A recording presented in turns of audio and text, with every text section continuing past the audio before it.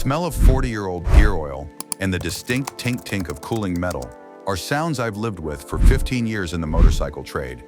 But there's a mystery I see every day that modern manufacturers don't want you to solve.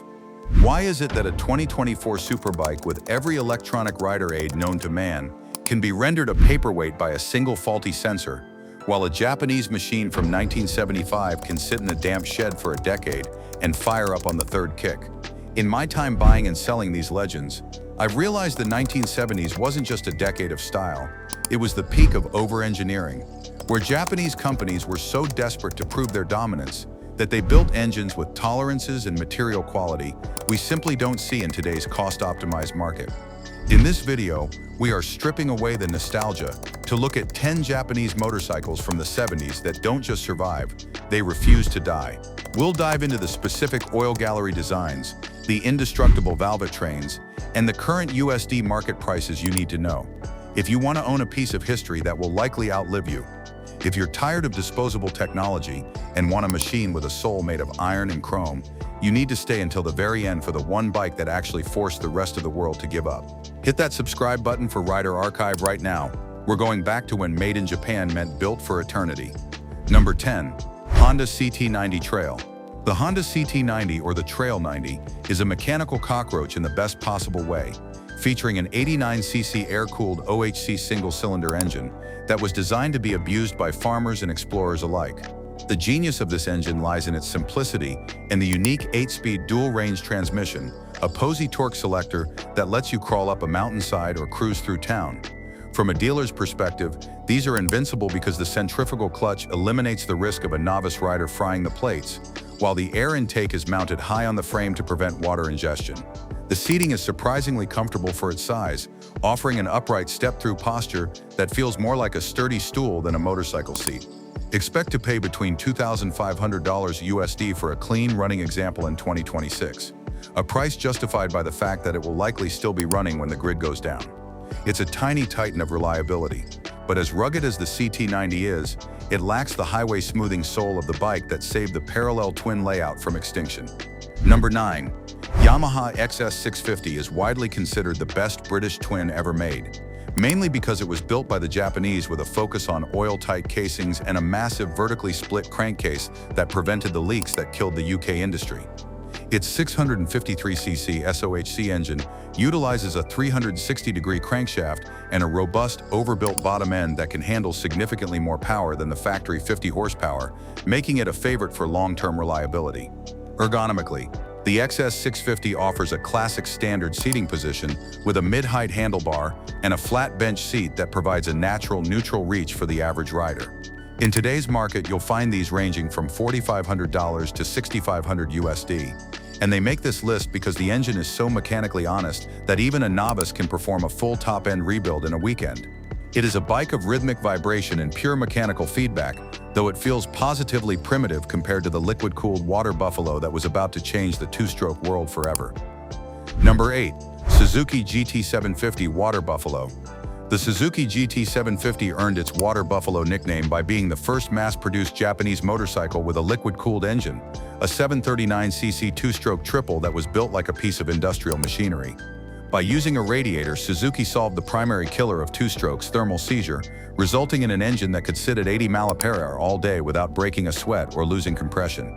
The seating comfort is legendary, featuring a massive plush saddle and a wide-set handlebar that turns the GT750 into a premier 1970s Grand Tourer.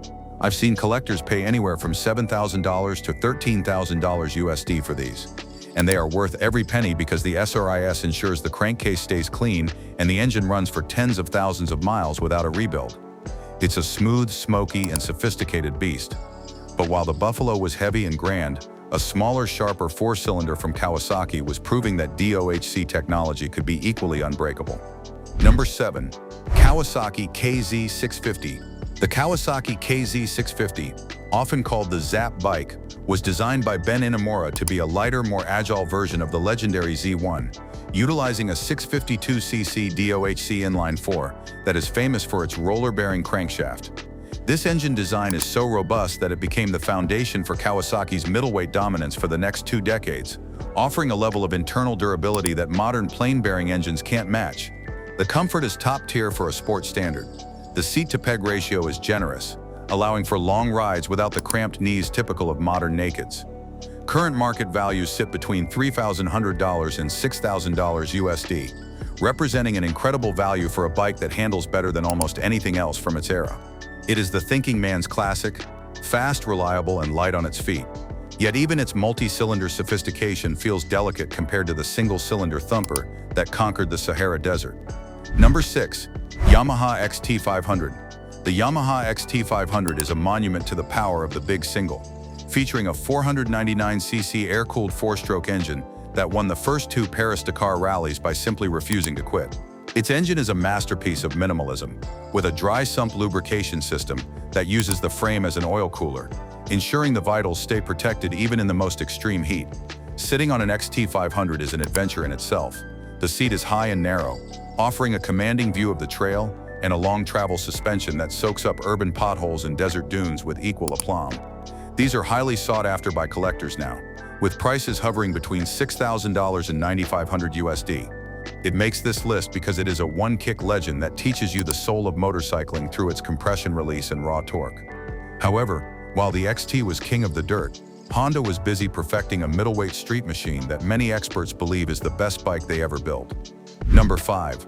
Honda CB550. Many dealers, myself included, will tell you that the Honda CB550 is actually a better motorcycle than the more famous CB750 because its 544cc SOHC engine is significantly smoother and more balanced. The CB550 corrected the clunky shifting issues of the earlier 500s and utilized a light-action clutch that makes it a joy to ride in modern traffic, while the engine's internal oiling system is virtually foolproof. Ergonomically, it is the Goldilocks of the 70s. The weight is perfectly centered and the seating position is so neutral that it feels like an extension of your own body. You can expect to pay $4,500 to $8,000 USD for a high-quality CB550 today, and it's a blue-chip investment because it offers the classic 4-cylinder experience without the bulk. It is the definition of refined reliability, yet it was soon overshadowed by a Suzuki that finally proved the Japanese could build a frame that handled as well as their engines. Number 4. Suzuki GS750.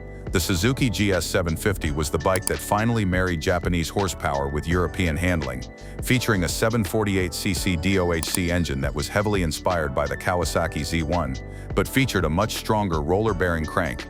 This engine is a bulletproof masterpiece, known for having a valvetrain that stays in spec for years, and a bottom end that can survive 100,000 miles of hard riding with only basic oil changes.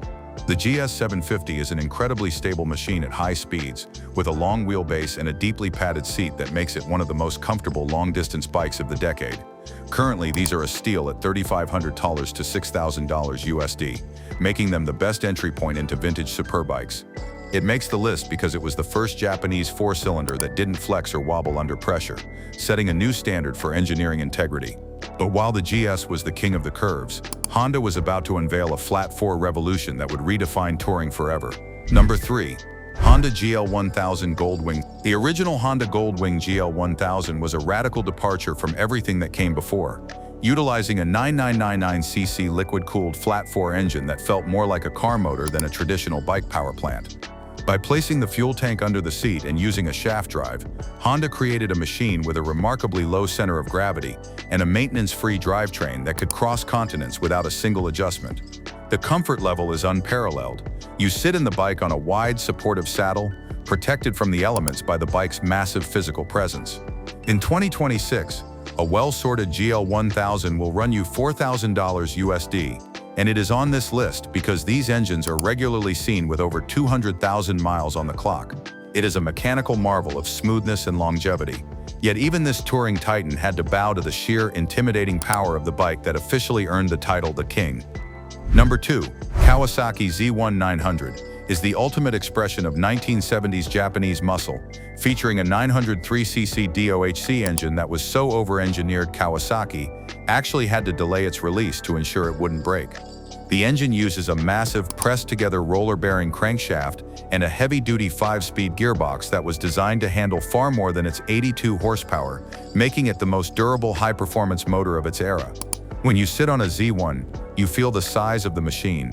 It has a wide tank and a commanding presence that makes modern bikes feel like toys. As a dealer, I've seen these appreciate more than almost any other bike, with prices now ranging from $12,000 to over $25,000 USD for original examples.